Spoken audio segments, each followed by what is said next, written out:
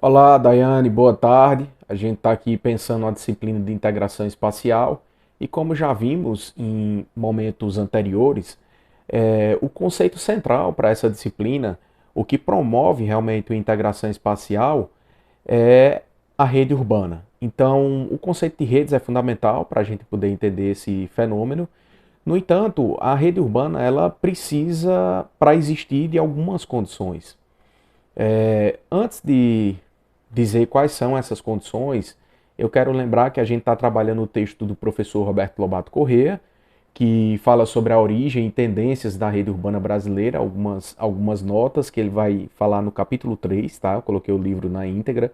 É uma publicação de 1996 do livro chamado Trajetórias Geográficas, onde ele fala que a rede urbana ela se constitui, é, vamos dizer assim, na articulação entre centros urbanos, onde os nós a gente pode entender que são os seus centros, os núcleos, e os fluxos são essas ligações entre eles. Então a rede urbana é realmente um produto social. Quando ele fala do conceito de rede, ele fala de um conceito de rede já apropriado socialmente, ele não está falando apenas da natureza em si, mas já uma segunda natureza.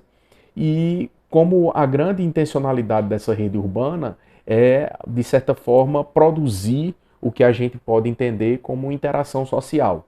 No entanto, essa rede ela possui aí um duplo aspecto, como já foi tratado em outros momentos, de inclusão e exclusão. E como é que isso ocorreu assim no Brasil?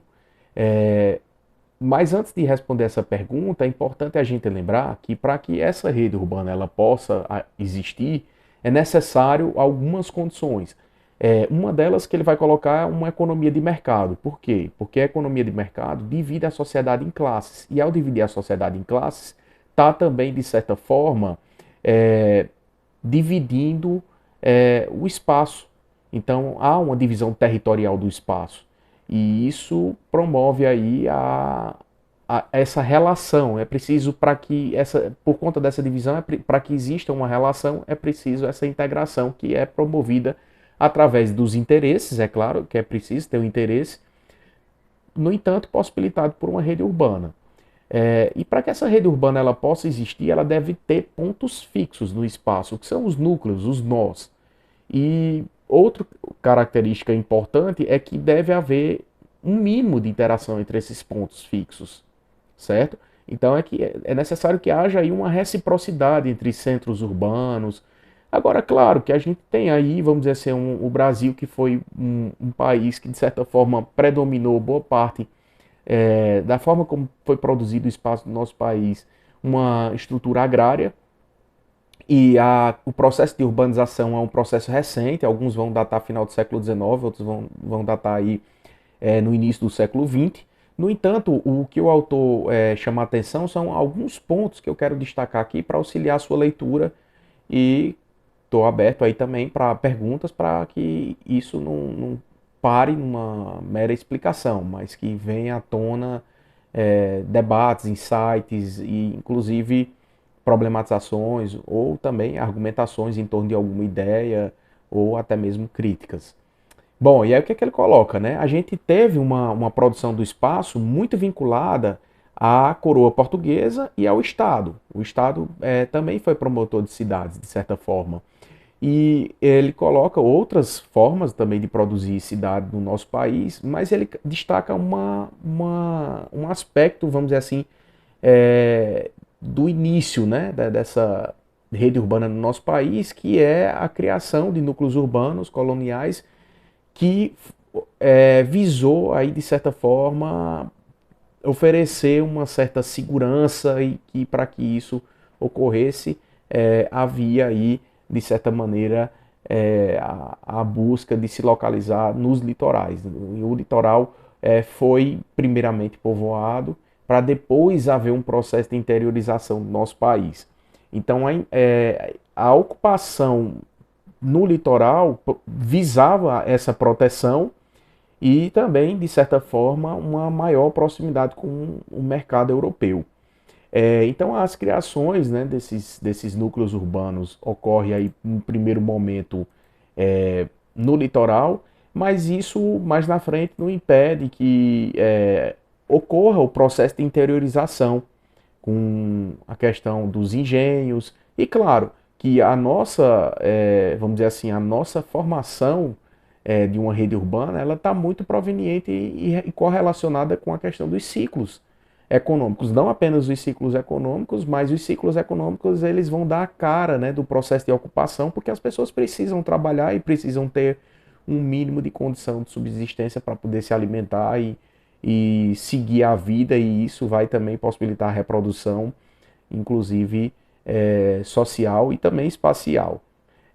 Então a gente tem aí entre os, vamos dizer assim, nesse processo, né, de produção, a rede urbana brasileira ela não pode, de certa forma, ser descrita com apenas um único padrão espacial. De certa maneira, tudo indica, o primeiro padrão foi aquele padrão dendrítico, é, que é aquele padrão do litoral se expandindo para demais áreas. E a gente tem aí, de certa forma, algo a ser considerado, que é a questão do centro funcional. Então, o Milton Santos, quando vai trabalhar, por exemplo, a região, ele trabalha essa questão de que é importante para entender a região, entender a sua coerência funcional. E o Roberto Lobato Corrêa, quando ele vai falar do crescimento, né, dessa rede urbana, especialmente pós Segunda Guerra Mundial, a gente tem que considerar que pós Segunda Guerra Mundial os centros eles se diversificaram. E isso é um novo marco para o processo de urbanização e de instauração das rede urbana no Brasil. Então, considerar aí também o processo de industrialização, tá? Que isso vai gerar aí uma complexificação da sociedade, como também uma maior demanda, inclusive o processo de modernização do campo, são aspectos importantes. Lembrando e chamando a atenção para a importância de a gente ver a questão dos centros funcionais. Então, ele dá até um exemplo interessante, porque dentro de uma escala, qual é a diferença para você entender? Antes, vamos dizer assim, desse processo de industrialização e de urbanização que ocorre esse processo de interiorização já após década de 20, 40, 50, 60, e aí São Paulo ganhando primazia, e antes do desenvolvimento mesmo dos transportes e de uma rede urbana mais intensa, o que a gente falava, né, dos arquipélagos, que era a ideia do Brasil enquanto ilhas, né? Às vezes os centros urbanos eles não dialogavam entre si, havia uma relação muito mais próxima com a metrópole do que até mesmo dentro do próprio interior do território brasileiro. Então antes a gente tinha aí um centro funcional muito mais nítido, muito mais claro, de uma função específica que depontava aí a sua importância para outras cidades, outros núcleos urbanos. E num segundo momento, vamos dizer assim, nessa ruptura aí, com o avanço das telecomunicações, dos transportes, o aumento da urbanização da população nas cidades, a gente vai ter, vamos dizer assim, uma saída, né, daquela hierarquia mais rígida para uma hierarquia diferenciada, onde os centros locais, eles não necessariamente eles precisam passar para a proximidade de um centro regional e podem se relacionar aí com uma metrópole nacional antes mesmo de passar por um centro regional, por conta do próprio avanço da rede urbana e das telecomunicações. Mas o que eu estava querendo dar destaque também que esse centro ele tinha antes uma funcionalidade mais estrita, mais restrita, mais específica, e depois ele passa por conta do próprio avanço, ele ter mais de uma especificidade do ponto de vista funcional. Aí o autor vai dar o exemplo no caso de Franca, lá em São Paulo, que do ponto de vista subregional é subordinado, é um centro, mas subordinado a Ribeirão Preto, mas do ponto de vista industrial, um centro industrial que exporta calçados masculinos para o mercado nacional e internacional. É um exemplo que ele cita, considerando o período do livro e tal, não fui fazer atualizações de como é que está essa perspectiva aí de Franca em São Paulo no momento atual. Mas mostrando que, dependendo da escala e da análise, ele pode ser um centro subordinado a um centro mais avançado, mas do ponto de vista de sua funcionalidade, vamos dizer assim, da sua função, que não é meramente apenas comercial, mas pode ser também industrial, né? Que claro que também a indústria tem uma ponte com o comércio, mas do ponto de vista produtivo, ele se destaca aí no caso na exportação do calçado. Então essa é uma característica nova também. E essa segunda característica que é a característica de haver uma ruptura na hierarquia tradicional entre as cidades. Alguns autores vão falar até do termo heterarquia, o Catalão tem uma tese sobre isso e que alguns autores acharam isso uma perspectiva muito pertinente, onde, por exemplo, o Marcelo Lopes de Souza, no ABC Desenvolvimento Urbano, ele cita, né, que muitas vezes a pessoa tendo um poder de renda, um poder aquisitivo mais elevado, ela não necessariamente ela fica subordinada. Por exemplo, eu estou em Juazeiro do Norte, Ceará. A capital do Ceará é Fortaleza. Então, o centro pujante mais próximo daqui é Fortaleza. E eu não preciso ficar restrito a Fortaleza. Eu posso ir daqui para São Paulo fazer um tratamento médico, por exemplo, por conta do avanço dos transportes. Então, é aquela hierarquia tradicional, ela mudou um pouco. Como uma pessoa de Cajazeiras, eu me lembro que eu estava dando aula em Cajazeiras na época, por conta do Covid, o prefeito de Cajazeiras, ele não foi se tratar em João Pessoa, a capital do estado, né, lá na Paraíba. Ele foi para São Paulo. Então houve essa mudança também na hierarquia urbana, tá? Proveniente aí também por uma rede urbana. Isso só foi possível por uma rede urbana. Então, uma coisa importante é essa complexificação, né, funcional, como eu citei, e isso vai, de certa maneira, possibilitar uma maior integração entre os centros urbanos.